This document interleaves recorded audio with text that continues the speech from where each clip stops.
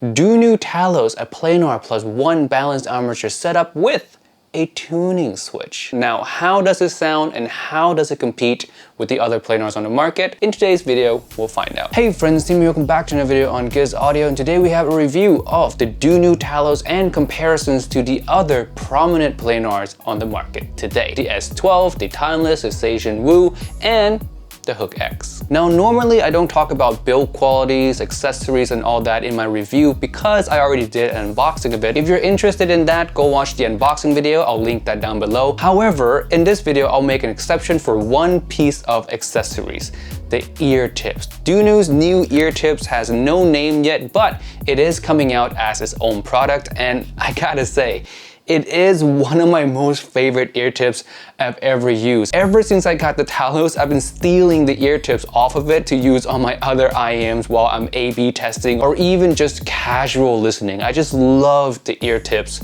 on these. They seal incredibly well and they're comfortable. So when these do come out for sale, I'm gonna buy them. Probably a few of them, maybe a bucket loads.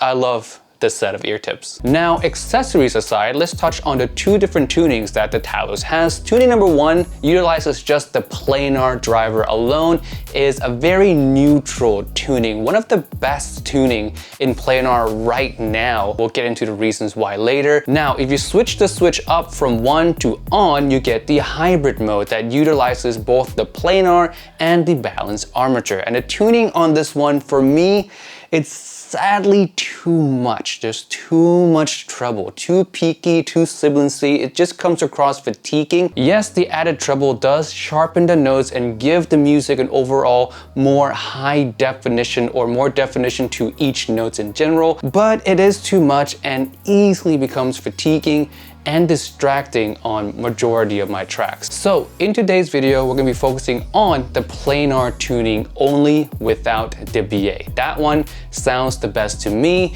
and is far superior than the tuning with the BA. Starting with the bass, the Dunu Talos is definitely not for bass head. It has a more open and transparent signature, meaning that the bass is more tucked away in the sub-bass regions and you don't get that much of it. The bass and mid-range separation is really clean as well. Now, this does have a benefit in opening up the mid-range. The vocals and the instruments have more clarity to them. They're more transparent to you. So if you like a more neutral, open signature, you like to listen to piano music, for example, that requires a nicely clean mid-range, then the Talos does that better than all the other planar on the market today, maybe barring Dioko that has a similar approach to this range. Now on to the mid-range. Lower mids again are clean and well separated from the bass. There's no issues whatsoever from the lower mids leading up to the upper mids. The upper mids, however, does have a little bit of recess, a little bit of loss in energy, which in most cases would make the vocals sound dead, but in the case of the Dunu Talos, it's not quite that big of a dip. Yes, it does bring down the energy of the vocals, so vocals are not going to be as forward, not as sparkly, not as lively, but what you get instead is a more laid-back presentation to the upper mids, more laid-back vocals in general. This, for me, makes the IEM really easy to listen to, versatile as well, and suited for those of you who like to listen to music for a long period of time. You won't get any shoutiness from this with any tracks that you throw at it. Everything is gonna sound quite nice, natural, with a laid-back touch that is tastefully done. Another thing to note is due to where the upper mid-range peaks or the pina gain, the vocals do have a more center image. So the vocals feel like they're more in front of you than singing around you, if you will. Now let's move on to the treble area. The lower treble of the Talos does have sufficient amount of energy to give each note a sense of definition. Now, it's not the cleanest or the most distinct of all the planars, but it does have enough to lift each notes up from being in the blunted territory, which leads the Talos to having a decent to even good sense of resolution. Now, the one nitpick I do have for the treble area is in the airy region. The Talos is not really an airy IEM, which causes it to not have the best sense of air or the best sense of head stage, if you will. So if you're into having a lot of soundstage or air in your music, then the Talos might feel a little little bit on the small side. Now, it's not the smallest sounding of the planars. The Zetian Wu, for example, comes across more cramped and small and overall less resolving than the Talos in general. Now, all that is to say is that even though the Talos doesn't really have the best air in planars or in IEMs around this price in general, it is not bad. Again, it's a nitpick at best. Sure, I would love it to have more air for my personal preference, but the rest of the range is just done so well that the little bit of nitpick in the airy region is not a detriment towards the ratings of the Dunu Talos at the end.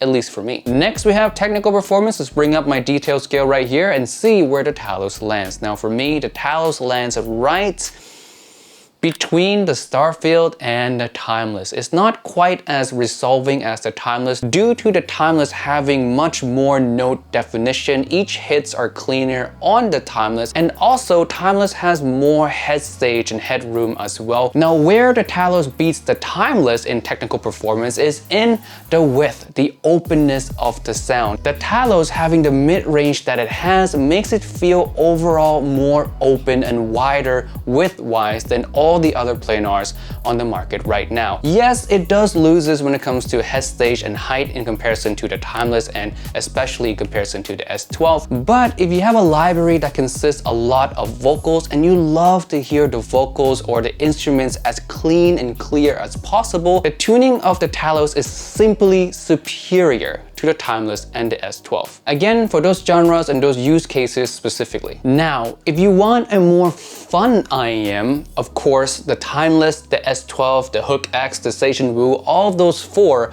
will be more fun, more boomy, more bassy, and overall more engaging than the Talos. But again, if you want something that sounds more correct, more open, and more natural, the Talos is simply one of the only option in planar right now, besides the Dioko. Now to more comparisons. I kind of already compared the Talos to the Timeless and the S12, so I'm just going to leave those two at that. Comparison to the Dioko, another neutral planar IEM, I prefer the Talos because it feels more energetic in the upper mids than the Dioko, and the treble area on the Talos feels more natural and smoother than the Dioko as well. Now, of course, the Dioko is $100. The Dioko is very good value for what it can do, but if you do end up spending more to get the Talos, just know that you're getting a slight overall upgrade in the upper mids and treble area versus the Dioko. Now, in comparison to the Zetian Wu is tuned